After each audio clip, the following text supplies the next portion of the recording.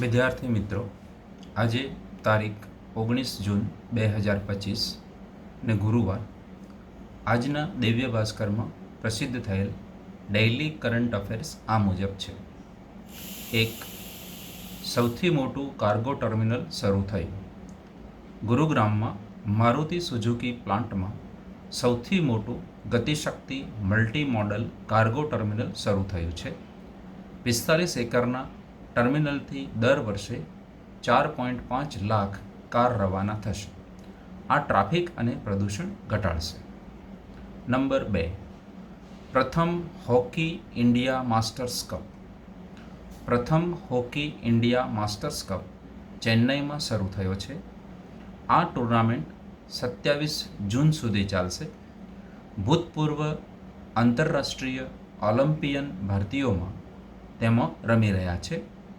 તેમાં 12 પુરુષો અને 8 મહિલા ટીમોનો સમાવેશ થાય છે. નંબર 3, G7 સમિટનું સમાપન. કેનેડાના આલ્બર્ટા પ્રાંતમાં 3 દિવસીય G7 સમિટનું સમાપન થયું છે. વડાપ્રધાન નરેન્દ્ર મોદીએ મહેમાન રાષ્ટ્ર તરીકે તેમાં ભાગ લીધો હતો. G7 એ વિશ્વના 7 વિકસિત દેશો જેમ કે Canada, USA, Germany, France, UK, Italy અને જાપાનનો સમૂહ છે. નંબર 4, બિહારમાં વોટિંગ. બિહાર રાજ્ય ચૂંટણી પંચે મોબાઈલ આધારિત વોટિંગ સિસ્ટમ રજૂ કરી છે.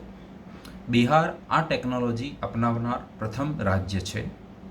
28 જૂને યોજાનારી મ્યુનિસિપલ ચૂંટણીઓમાં આ નવી સિસ્ટમ લાગુ કરવામાં આવશે.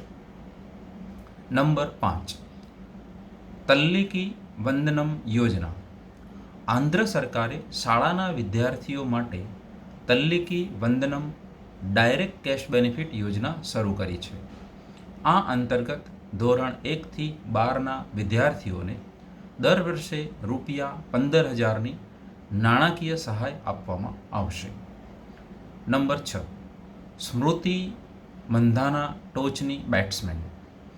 ભારતીય ક્રિકેટર સ્મૃતિ મંધાના ICCના બેટિંગ રેન્કિંગમાં પ્રથમ સ્થાને પહોંચી છે.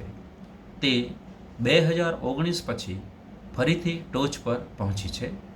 મંધાના ટોપ 10માં સમાવિષ્ટ એકમાત્ર ભારતીય ખેલાડી છે. નંબર 7, ભૂપેન્દ્ર યાદવ IBCA પ્રમુખ બન્યા.